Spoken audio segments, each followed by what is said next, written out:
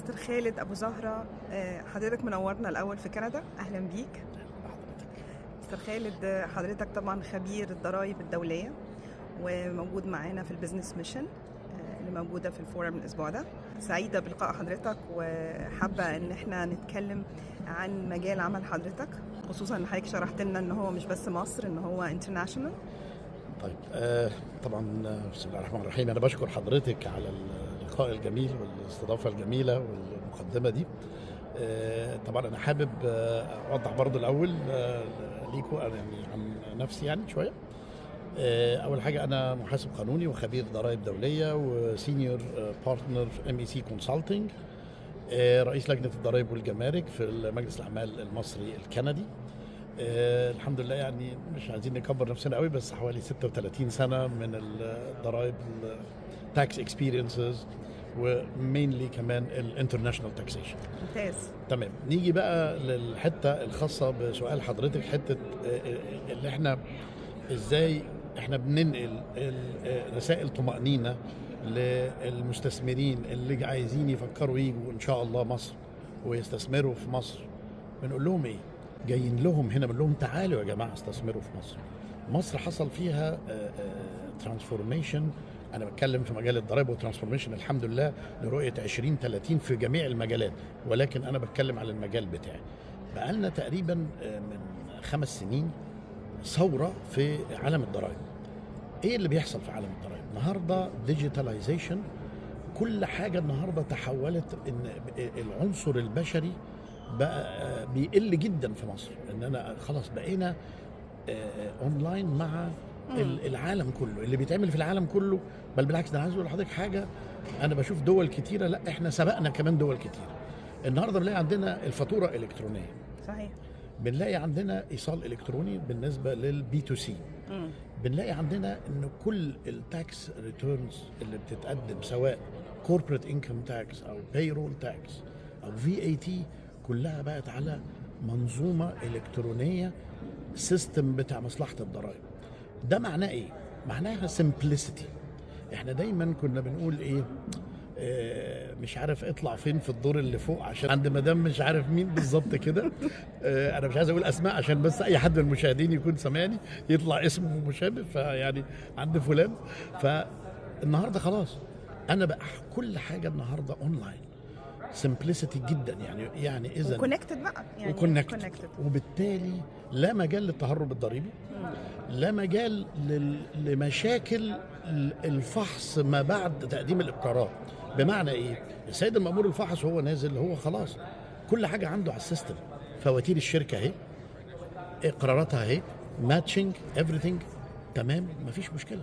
الدنيا بترايحة في منظومة منظمة وسهلة جدا وكنترول. فده بيقول للمستثمر ايه؟ بيقول له ان خلاص ايام زمان دي خلاص انتهت. احنا النهارده بنتكلم في حاجه جديده، في نظام جديد، في حاجه يعني فعلا مشرفه جدا لمصر، سيستم مشرف لمصر. فده بالنسبه داخليا. يعني نيجي بقى للحته الثانيه، بارت 2 من اللقاء بتاعنا، وهو حته الانترناشونال تاكسيشن. طيب بقول للمستثمر اللي معانا في كندا، بقول له تعالى مصر. بقول له انت حقوقك محفوظه. ازاي حقوقك محفوظه؟ بقول له في اتفاقيه منع ازدواج ضريبي كانت ممضيه من سنه 84. تمام. ايه اللي حصل للاتفاقيه دي؟ اللي حصل ان مصر مضت على MLI على مستوى العالم، اللي هو طبقا للمتطلبات منظمه OECD، وبقينا جزء من الجلوبال. اتعدلت حاجات بسيطه جدا في الاتفاقيه، ممضيه من الطرفين، من مصر ومن كندا، في يناير 2021. فالنهارده حقوق المستثمر الكندي في مصر مكفوله بقانون. الاتفاقيات منع الازدواج الضريبي ده قانون يفوق قانون الضريبي الاصلي. تمام. يعني لما بيحصل فيه اي اختلاف، لا بنرجع الاساس للاتفاقيه وليس للقانون. ده تشريعا يعني. وبالتالي انترناشونالي ما حدش هيدفع ضرائب مرتين. بالظبط كده. فهي بتمنع الازدواج او بتمنع التهرب، بتدي مزايا للمستثمر هنا او هنا. يعني بنقول مثلا ايه؟ تريتي وجارانتي. التريتي بنفيتس. بمعنى انا النهارده بقدم خدمات في دوله وانا اونلاين كده، مثلا ببعت حاجات، طب انا ليه ادفع الكلام ده ضريبه مثلا في الدوله الاخرى؟ لا انا بدفع في بلدي بس، والعكس صحيح. وهكذا. انا يعني طبعا هي بتشمل الاتاوات، بتشمل الخدمات، بتشمل الفوائد، بتشمل فوائد القروض، في كل المهن الحره اتفاقيه فيها كل الانواع البزنس اللي ممكن تكون موجود. فانا بقول للمستثمر الكندي، بقول له ايه؟ تعالى مصر، ما تقلقش بالحته بتاعت الضرايب، وما من اي حته تانية يعني خلاص الدنيا زي ما قلنا الديجيتاليزيشن والسمبلسيتي هو ده الشعار. احنا فعلا في مصر مرحله احنا محتاجين مستثمرين. خلينا نكون صراحه، انا مش هنقول أيوة. احنا محتاجين فريش دولارز، محتاجين عمله صعبه، محتاجين نقلل معدل بطاله، محتاجين مش عيب.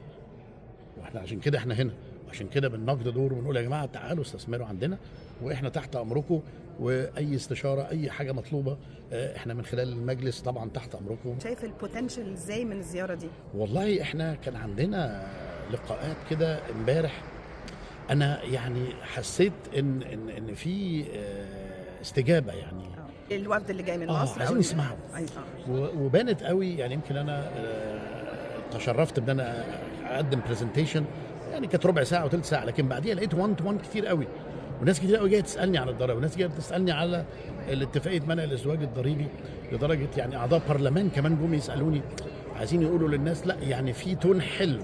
انا شايف ان في بدايه ان شاء الله موفقه، ولسه احنا عندنا يومين كمان في الميشن، والقادم افضل ان شاء الله. وحضرتك نورت تورونتو ومنور اوتوا وهتنور مونتريال، وان شاء الله تبقى سفريه بروميسنج ويكون في لوت اوف opportunities ان شاء الله.